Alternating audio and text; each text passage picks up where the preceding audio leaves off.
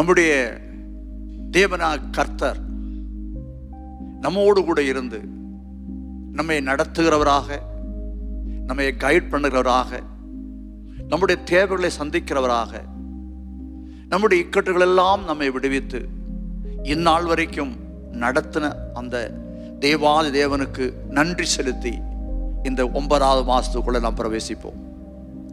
கடந்த நாட்கள் எல்லாம் தேவன் நம்மை தன்னுடைய கரத்தில் தாங்கி அவருடைய கிருபையில் நம்மை நிறுத்தி வழி நடத்துவதை நாம் நினைத்து ஆண்டவருக்கு நன்றி செலுத்துவோம். இந்த மாதத்தில், இந்த செப்டம்பர் மாதம் இந்த முதல் நாளில் தேவ சமூகத்தில் வந்திருக்கிற உங்களை யாவரையும் ஆண்டவராக இயேசுவின் நாமத்தில் அன்போடு வாழ்த்துகிறேன். இந்த ஆன்லைனில் எங்களை பார்த்து கொண்டிருக்கிற அன்பு சகோதர சகோதரிகளுக்கும் எங்களுடைய BCA சபையின் சார்பாக வாழ்த்துக்களை தெரிவித்துள்ளேன். இந்த நாளில் தேவன் நம்முடைய பட்சத்தில் இருக்குமே ஆனால், இல்லாவிட்டால் the Lord is on my side அப்படின்னு சொல்லி 118ஆம் சங்கீதம் 6ஆம் வசனம் சொல்லப்பட்டது. the Lord is on my side. அதாவது தமிழில் தேவன் என் பட்சமாக இருக்கிறார் என்று சொல்லப்பட்டிருக்கிறது. அந்த தேவன் பட்சமாக இருக்கிறார் என்று சொல்றதை விட எனக்கு ரொம்ப பிடித்தமானது the Lord is on my side, என் பக்கமாக இருக்கிறார். ஒருவேளை நம்முடைய வாழ்க்கையில் அநேக தோல்விகளை நம்ம சந்திக்க நம்மோடு கூட இருக்கிறவர் யார் என்று தெரியாமல் இருக்கிறதுனால தான். ஆனால் நாம் ஒரு விசை அதை புரிந்து கொள்ளுமே ஆனால், தேவன் நம்மோடு கூட இருக்கிறார், நம்ம சைடில் the Lord is on my side என்ற விசுவாசம் நமக்குள்ள வறுமையானால், நம்முடைய வாழ்க்கையில் நம்ம எந்த சூழ்நிலையாக இருந்தாலும், என்ன கஷ்டங்களாக இருந்தாலும், எவ்வளவு நெருக்கமாக இருந்தாலும், நாம் அதை பதறாமல், இல்லாவிட்டால் அதில் சோர்ந்து போகாமல், அதை பற்றி கவலைப்படாமல் நம்மோடு கூட இருக்கிறவர் என்னால் விடுவிக்க முடியாது, ஆனாலும் என்னை விடுவிக்க ஒரு நல்ல தெய்வம் என்னோடு கூட இருக்கிறார், அவர் விடுவிப்பார் என்ற நம்பிக்கை நமக்குள்ள வரும். நம்முடைய வாழ்க்கையின் தோல்விகளுக்கு காரணம் என்ன? நம்மால் ஜெயிக்க முடியாத சில விஷயத்தில், நம்மால் ஜெயிக்க முடியாத சில காரியங்களில், நம்மால் ஜெயிக்க முடியாத சில விஷயத்தில் நம்மால் முடியாதனால யாராலும் முடியாது என்று நாம் நினைக்கிறோம். அப்படி அல்ல தேவப்பிள்ளை. தேவனால் கூடாது ஒன்று உண்டோ என்று பைபிள் நமக்கு சொல்லுகிறது. அப்ப நம்மளால் செய்ய முடியாததை, நம்மால் ஜெயிக்க முடியாததை நம் பக்கமாக இருக்கிற, நம் சைடில் இருக்கிற நம்முடைய தேவனால் செய்ய முடியும் என்ற ஒரு நம்பிக்கை இந்த நாட்களில் நமக்குள்ள வரத்தக்கதாக நாம் ஜெபிப்போம். இந்த செய்தியை கேட்கிற அருமையான தேவ பிள்ளைகளை நான் சொல்லுகிறேன், நம்முடைய வாழ்க்கையில் உறுதி உண்டாகட்டும்.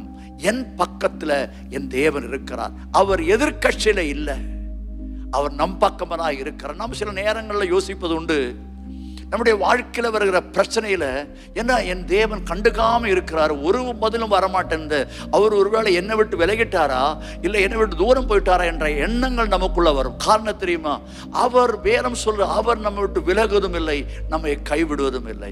அவர் விலகிறதும் அவருக்கு பழக்கம் இல்லை, கைவிடுறதும் பழக்கம் இல்லை. அப்படிப்பட்ட ஒரு தேவன் நம் பட்சமாக இருக்குமே ஆனால் நாம் ஏன் சோர்ந்து போக வேண்டும்? இந்த மாதத்தில், இந்த 9வது மாதத்தில் உங்க வாழ்க்கையில நீங்கள் எதை குறித்து கவலைப்படுறீங்களோ, எதை குறித்து நீங்கள் பாரப்படுறீங்களோ, எந்த வியாதி உங்களை பயத்துக்குள்ளாக்குறதோ, மரணத்துக்குள்ளே போய்விடுமோ என்ற எண்ணத்துக்குள்ளே கொண்டு வருகிறதோ, அந்த நிலைமையில, அந்த சூழ்நிலையில நீங்க சொல்லணும், என்னோடு கூட ஒருத்தர் இருக்கிறார், அவர் என்னை விட பெரியவர்.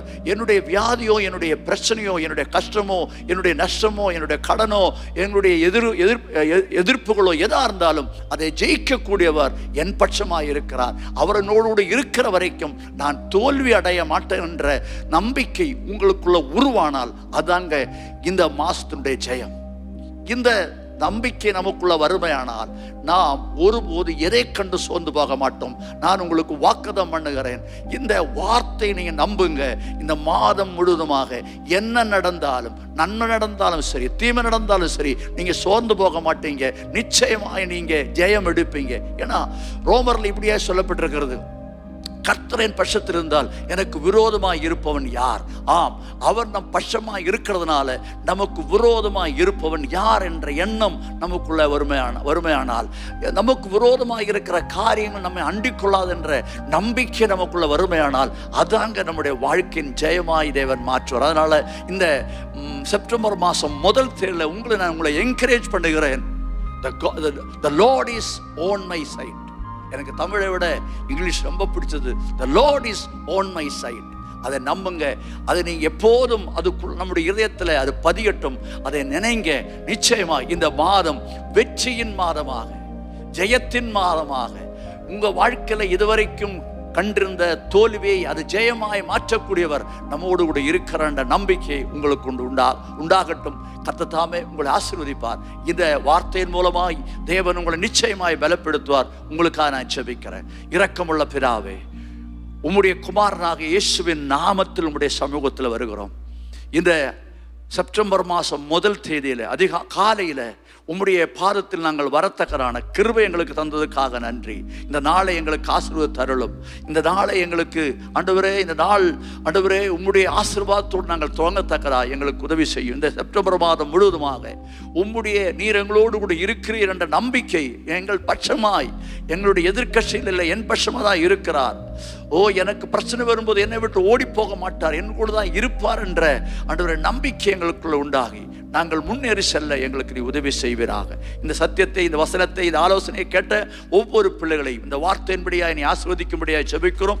இந்த மாதம் ஒவ்வொரு பிள்ளைகளுக்கும் ஆசீர்வாதமாய் மாறட்டும், நன்மையாய் மாறட்டும், ஜெயமாய் மாறட்டும், அவர்கள் இழந்ததை திரும்பி பெறுகிற மாதமாய் மாறட்டும். அவருடைய வாழ்க்கையில் ஆண்டவரே வியாதிகள் சுகம் உண்டாக நான் ஜெபிக்கிறேன். கர்த்தாவே, நீ அப்படி செஞ்சதுக்காக ஸ்தோத்திரம். இந்த செப்டம்பர் மாதம் நீ ஆசீர்வாதத்துக்காக நன்றி. இதை கேட்கிற, இதை பார்க்கிற, இதை கவனிக்கிற எல்லா தேவ பிள்ளைகளையும் இந்த வார்த்தையின் மூலமாக இனி ஆசீர்வதித்து உயர்த்த போகிறதுக்காக ஸ்தோத்திரம். பலவீனமாக இருக்கிறவங்க, சுகவீனமாக இருக்கிறவங்க, வியாதியோடு இருக்கிறவங்க, நோயோடு இருக்கிறவங்க எல்லாம் இயேசுவின் நாமத்தில் சுகமாக நான் ஜெபிக்கிறேன். என்னுடைய தழும்புகளால் அவர்கள் குணமாகட்டும். உங்களுடைய வல்லமை அவர்கள் இறங்கட்டும். எல்லா துதி கனமாக உமக்கே நாங்கள் தருகிறோம். இயேசுவின் நாமத்தில் ஜெபிக்கிறோம் பிதாவே.